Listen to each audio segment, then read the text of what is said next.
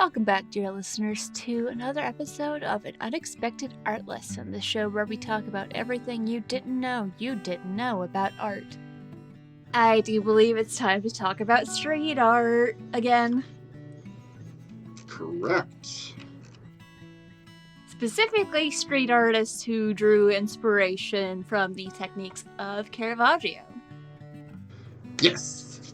So, some of the techniques that street artists have used in their own work that kind of pays homage to Caravaggio. First thing up would be scale and immediacy. So this would be using building-sized canvases to create these overwhelming, monumentous visual designs. They also position figures at street level to create this direct engagement, which is similar to how Caravaggio did his own idea of drawing the viewer into these intimate situations, like Judith beheading Holofernes or David with the head of Goliath. Much like Caravaggio, who creates these much more confined in pieces, where you feel like you are part of the scene versus a spectator, the street artists do adopt a similar technique of cropping compositions to heighten the tension.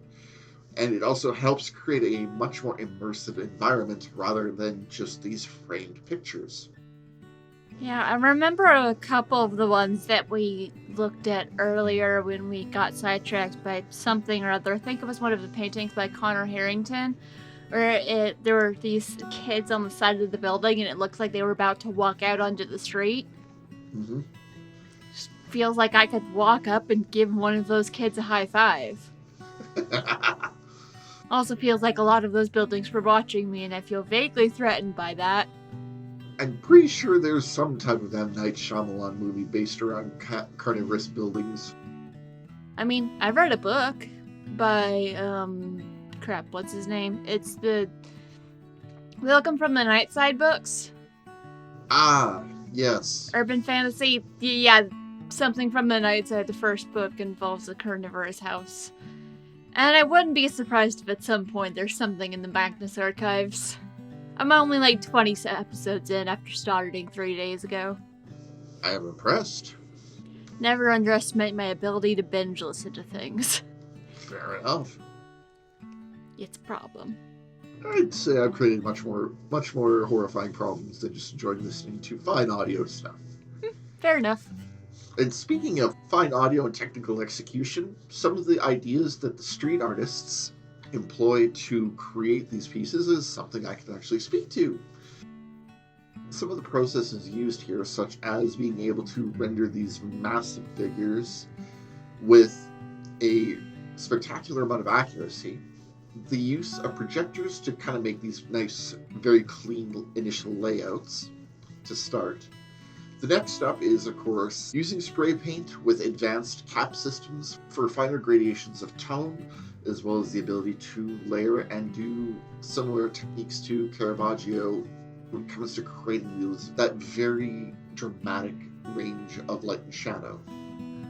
The only thing I can speak to from experience there is how helpful having a projection is, because in one of my history classes, I think it was in middle school, we had to hand draw a map of the whole world, all the countries, and then we had to go and, for memory, label all the countries. We used the projection to draw it, though, and then they would have tests and we would memorize it. I don't know whatever happened to it, but that's still... I would not have been able to draw anything remotely recognizable as a map without that projection. Also, I only got 4 wrong, and 2 of them I felt really dumb about. Moving on. Yes. And of course, one of the other traditional Caravaggio techniques is using a more detailed underpainting in order to build up those values, which... Again, through layering, you get that much greater field of depth, a strong overall presence for that picture, which leads into how the thematic connections match up with this. So, much like Caravaggio's religious works that challenged how certain conventions were brought into religion at the time, Modern street artists often use Caravaggio's kind of techniques to address things such as social inequality through dignifying portraits of marginalized people, violence and its consequences, the potential and kind of the beauty of just these ordinary moments or these things that some people take for granted, where others could see just that moment crystallized in time. And finally, of course, moments of psychological transformation or some type of crisis that is occurring at that time. The moments where you can see what's going on inside someone's head by the look on their face, which happened a few minutes ago when I told Watson about the Koreas getting flip-flopped. That was a journey. And I broke him again. Yep. Not a difficult thing sometimes, but still, I believe in making it comical. I prefer breaking people in the funny way, or emotionally, with my books. I usually just aim for slow erosion of sanity. First book I ever published, multiple people cried reading it. I was so proud. Do you have any theoretical real-life experience employing these techniques theoretically? Or seeing them employed? Well, there may or may not have been a few street art pieces around the city involving large angelic or divine figures that were judging other things. That would be one of the better theoretical pieces I could have. Nice. I wouldn't mind seeing a picture of this theoretical piece if it existed. I should try and find some. Theoretically. Theoretically, of course. Probably. However, some examples that we can cite right now, inspired by Caravaggio. One notable series is made by Robert Wilson. These are pieces such as a living tableau creating Caravaggio scenes. This involves performers holding these Caravaggio-esque scenes for extended periods of time. Employing actual theatrical lighting to create the tenebrism that is often seen throughout Caravaggio. The goal is, of course, bringing these painting techniques into three-dimensional spaces. Which is an impressive feat. I remember someone else that we looked at, JR, and the pieces they did around the Rio Olympics, where it was like the layered fabric on scaffolds with some painting on it that looked like hyper-realistic images, or looked like you were looking at someone who was doing a pole vault or swimming or diving. Not only the amount of material required to bring pieces like that to life, but the amount of knowledge and know-how to make it work just from a technical standpoint. Of understanding the way light works, getting the pieces to not only layer to resemble the image you're trying to create, but also stay in place on that scaffolding, on top of a building, or on a waterfront. Guess what? Both of those places are really windy. And weather is a harsh mistress. Indeed, indeed. Both on art and on allergies. Yeah. I can speak to one to a lot more than the other, but yeah. Seasonal allergies are just the best. If anyone ever hears an explosion and a chair falling over, I sneezed myself out of a chair again.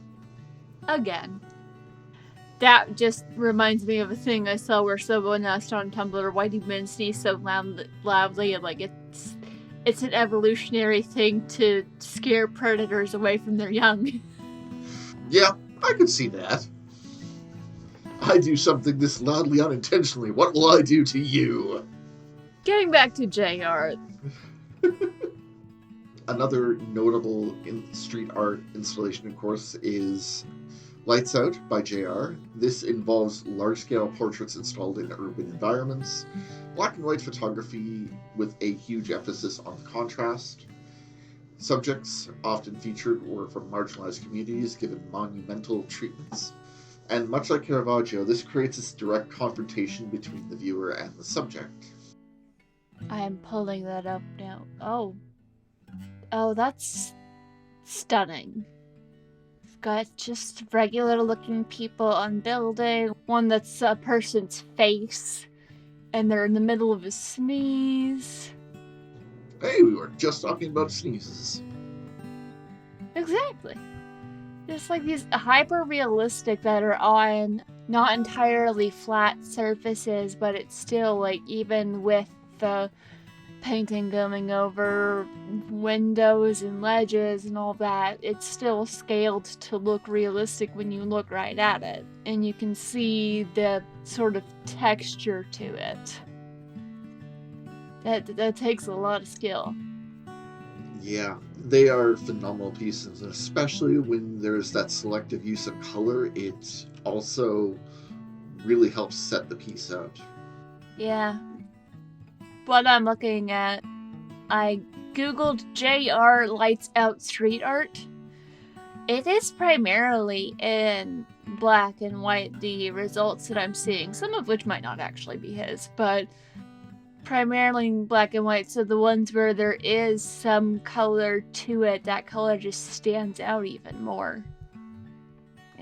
Some of these paintings are of, well, I was gonna say notable historical figures. The only one I'm seeing is Martin Luther King Jr., so seeing quite a few pieces of him, but the rest are just ordinary people showing the beauty of the everyday. Yeah, the ballerina against the monochromatic building from 2016 is just phenomenal. Oh, wow. Yeah, because where her legs start, where her legs and feet are, is that black and white and gray, but the upper part of her body is more on the tan. It's stunning. The way the fabric moves, the way that her legs stand out, even though they're against the same colors, but still you can see all the details of her shoes. You can see all the details of the pose that she is in as she is mid-leap. Wonder how much time that took to do, and I'm also curious, does anyone know who the ballerina is?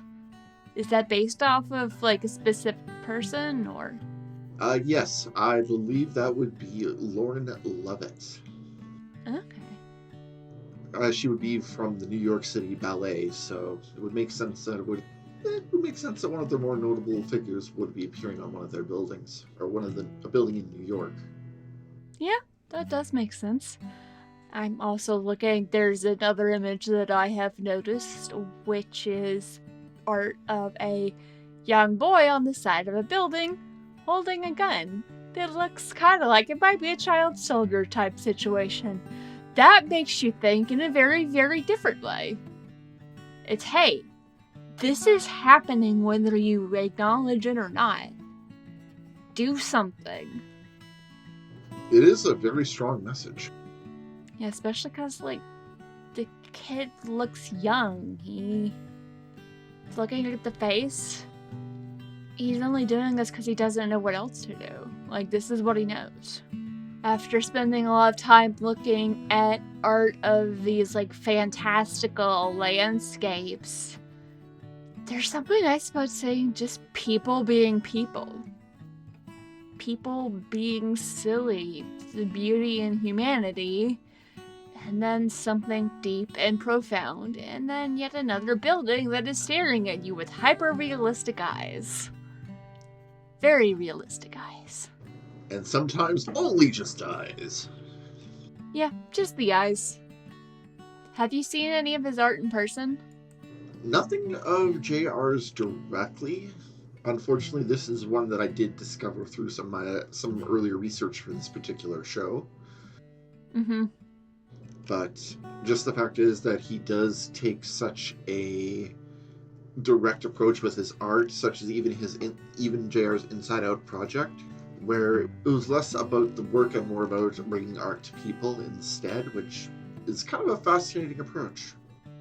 Oh, that's where he just plastered walls and streets with all these images of just people. Mm-hmm. Almost looks like they were printed out from like a photo booth where you go in, you make silly faces, you walk out, and you have some pictures. Yeah.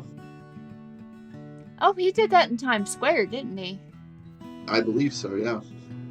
Just imagine walking around Times Square and seeing your face or your friend's face as part of this massive project. The Inside Out Project has its own website, actually. Ah. InsideOutProject.net. I'd be more terrified if Artie's face was in one of those. Just a little concerning. The cat is the master of the 1,000-yard stare. True. Yeah, it looks like the Inside Out Project is more than just him. Oh, okay. Or it's extended significantly beyond. Oh, a global art project created by JR. It helps when I scroll down to the bottom of the page to get all the information before I start talking. But according to their website, 575,934 portraits, 2,907 group actions in 153 countries. Wow. He started a whole movement. That is so cool. That is... dang. You can become a group leader by organizing an inside-out action in your community. Gather 50 or more participants, stand behind a message you are passionate about, and paste your portraits in your community. That is fascinating. They have opportunities for teaching and providing educational experiences. That's so cool. Art has a bigger impact than you could ever realize. Yeah, considering that with this just starting as something simple and it has evolved to a worldwide movement, that is, wow. What do you think Caravaggio would think if he knew about this? About this that was most likely, definitely, at least partially inspired by his work. I think Caravaggio would, considering a lot of Caravaggio's work took the common person and elevated them to a role in portraiture that was usually reserved for the focal figure, the kings, the religious iconography, and instead brought it to, well, everybody else, I'd say he'd approve. And then probably say, why is there not one frighteningly staring cat in this as well? Just because. The world's not ready for the staring cat, and he did enough staring building. There's enough staring buildings out there to make up for the frighteningly staring cat. The world could not handle that cat stare. That is fair. It just goes to show how far the ripple effect can spread of doing something different, taking a stand, shining a metaphorical or perhaps a literal light on things. The effect goes far beyond you, and you continue to inspire, and the people you inspire other people, and it just keeps going until you have these big projects like this. It's referred to as the People's Art Project. I think he would be proud and feel a little bit better about his life, knowing that he had this good impact, even though, yes, he did accidentally kill a man in a duel. Even people who make mistakes can change the world in a good way. That is a... wow. Alright. Apparently, I just lost my turn with the brain cells, so I shall continue talking. Thanks for listening to this week's episode of An Unexpected Art Lesson, the show where we talk about everything you didn't know about art. Stay tuned next week to hear Watson and I continue discussing the art and influence of Caravaggio. If you like what we're doing, you can follow us on social media and join the conversation over at An Unexpected Art Lesson on Threads, Blue Sky, and Substack. And you can also support us over on Patreon. Get early access to episodes and other fun things at patreon.com/anunexpectedartlesson.